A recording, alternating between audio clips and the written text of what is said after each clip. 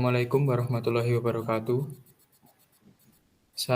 Kami dari grup A Paralel C sesi C1 akan mempresentasikan yaitu modul sterilisasi dan pembuatan zat. Sebelumnya, perkenalkan terlebih dahulu, saya Aldi Cahaya Putra, NPM 90. Saya Andi Ramadan NPM 91. Langsung saja kita mulai materi yang pertama, yaitu sterilisasi. Apa itu sterilisasi? Sterilisasi ialah cara untuk mendapatkan suatu kondisi bebas mikroorganisme atau setiap proses yang dilakukan baik secara fisika, kimia, dan mekanik untuk membunuh semua bentuk kehidupan terutama mikroorganisme. Di mana mikroorganisme ini merupakan mikroorganisme yang merugikan yang dapat mengaruhi suatu proses pada saat kita melakukan praktikum.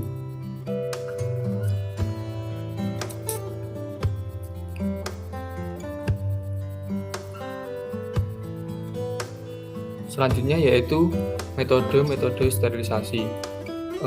Secara umum ada 3 metode sterilisasi yaitu secara fisika, kimia, dan mekanik. Di mana yang pertama yaitu secara fisika. Secara fisika ini yaitu sterilisasi dapat dilakukan dengan cara pemanasan dan penyinaran. Di mana untuk contohnya yaitu kita bisa menggunakan sinar UV atau juga bisa menggunakan oven. Selanjutnya yaitu secara kimia. Secara kimia yaitu metode yang digunakan untuk menghilangkan kontaminasi instrumen termosensitif yang tidak dapat menahan siklus autoklav. Untuk contoh penggunaan secara kimia yaitu dengan menggunakan alkohol atau juga dengan menggunakan zat halogen, senyawa fenol, dan etilen oksida. Yang selanjutnya yaitu secara mekanik. Secara mekanik yaitu metode sterilisasi yang menggunakan metode filtrasi di mana cairan atau bahan yang akan disterilisasi disaring dengan saringan yang memiliki berpori sangat kecil sehingga mikroba akan tertahan pada screen atau saringan tersebut.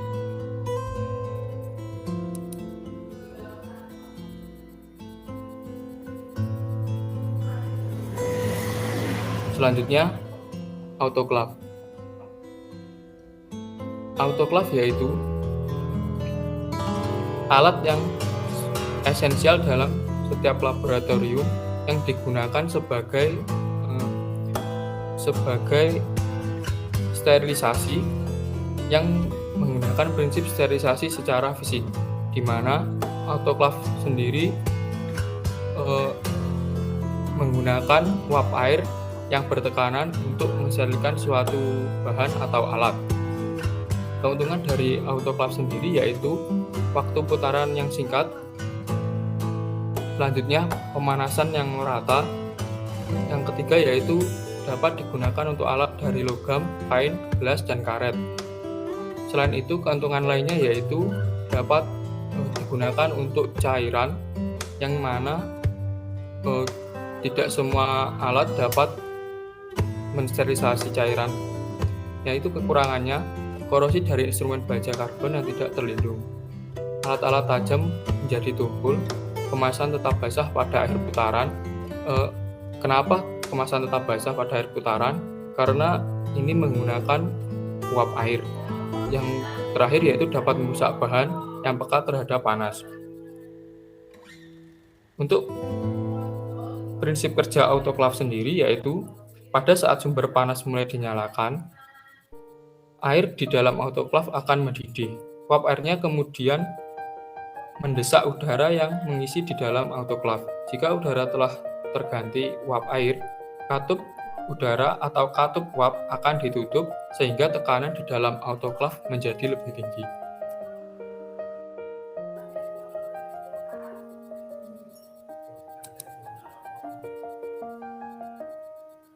Selanjutnya, hot air oven.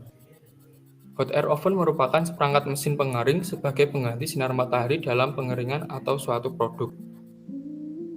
Hot air oven untuk menserikan alat-alat yang tahan terhadap panas, di mana suhu operasi hot air oven sendiri berkisar antara 160 hingga 170 derajat Celcius.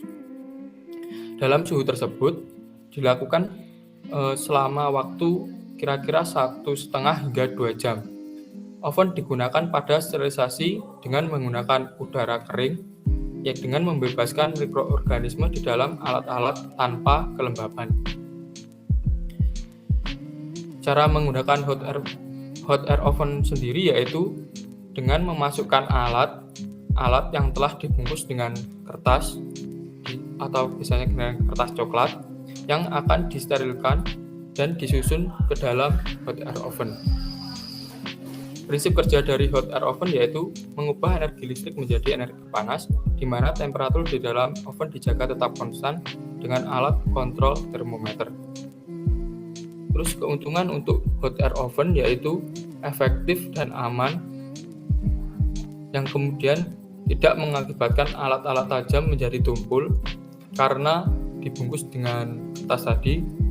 Selain itu, panas menjadi lebih rata dan tidak menyebabkan karat atau korosi. Kekurangan dari hot air oven yaitu diperlukan waktu putaran yang lama untuk sterilisasi, penetrasi yang buruk, dapat mengubah warna dan merusak kain karena tingginya suhu yang digunakan, kemudian merusak benda-benda yang peka terhadap panas.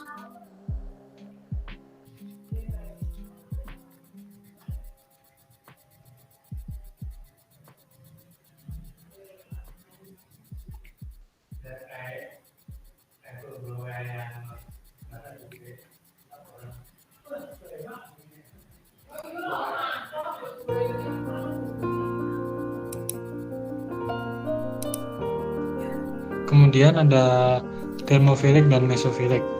Bakteri termofilik dapat tumbuh optimum pada suhu 45 derajat Celcius dengan kisaran suhu 40 sampai 80 derajat Celcius. Spesies dari bakteri termofilik ini yaitu Bacillus, Clostridium, Pediococcus, Streptococcus, dan Lactobacillus. Habitat bakteri termofilik adalah pada tempat yang mempunyai kondisi lingkungan panas, dapat hidup dan dapat berkembang biak pada lingkungan yang ekstrim. Beberapa habitat dari bakteri termofilik yaitu sumber air panas, kawah gunung berapi, dan di celah hidrotermal kedalaman air laut. Sedangkan bakteri mesofilik merupakan mikroba dengan kisaran 15 hingga 45 derajat Celcius dengan optimum tumbuh di kisaran 30 hingga 40 derajat Celcius. Karakteristik mikroba ini dapat tumbuh pada suhu tubuh yaitu 37 derajat Celcius dan tidak dapat tumbuh pada suhu di atas 45 derajat Celcius. Next. Kemudian aplikasi dari sterilisasi yaitu pada pengalengan, di mana proses pemanasan wadah serta isinya pada suhu dan jangka waktu tertentu untuk menghilangkan atau mengurangi faktor-faktor penyebab kerusakan makanan tanpa menimbulkan gejala lewat pemasakan atau overcooking pada makanannya. Waktu dan suhu yang diperlukan untuk proses sterilisasi biasanya tergantung pada konsistensi atau ukuran partikel bahan, derajat keasaman isi kaleng, ukuran headscape besar dan ukuran kaleng, kemurnian uap air atau steam yang digunakan, dan kecepatan perlambatan panas. Next. Kemudian ada faktor-faktor yang mempengaruhi sterilisasi yaitu ada 3. Yang pertama yaitu suhu. Suhu yang digunakan disesuaikan dengan bahan yang akan disterilkan dan alat yang digunakan. Kemudian waktu. Alat atau bahan yang akan disterilkan tidak semua sama untuk pelakuan waktu yang digunakan. Alat cenderung memerlukan waktu yang lebih lama daripada bahan pada proses sterilisasi karena memiliki karakteristik yang berbeda-beda. Kemudian kelembapan. Bahan yang akan disterilisasikan mempunyai tingkat kelembapan yang berbeda. Oleh sebab itu, kelembapan harus disesuaikan dengan jenis bahan yang akan disterilisasikan.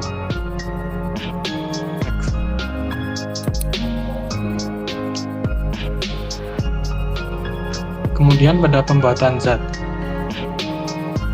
Pembuatan zat ini akan digunakan pada percobaan selanjutnya. Nah, sebelum membuat zat, bahan ditimbang dengan konsentrasi yang telah ditentukan untuk bahan padat. Ukur menggunakan gelas ukur untuk bahan cair. Kemudian lakukan pembuatan zat dengan melarutkan atau mengencerkan bahan sesuai dengan prosedur masing-masing. Pada percobaan pembuatan zat, beberapa zat dapat dilihat dan dibedakan berdasarkan warnanya. Sebagai contohnya methylene blue, yaitu berwarna biru, kristal violet berwarna ungu, kristal violet berwarna ungu, aset alkohol tidak berwarna, dan masih banyak lagi.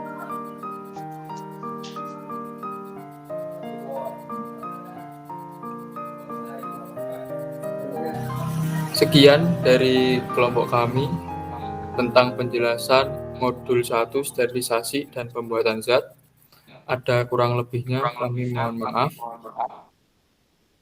Wassalamualaikum warahmatullahi wabarakatuh.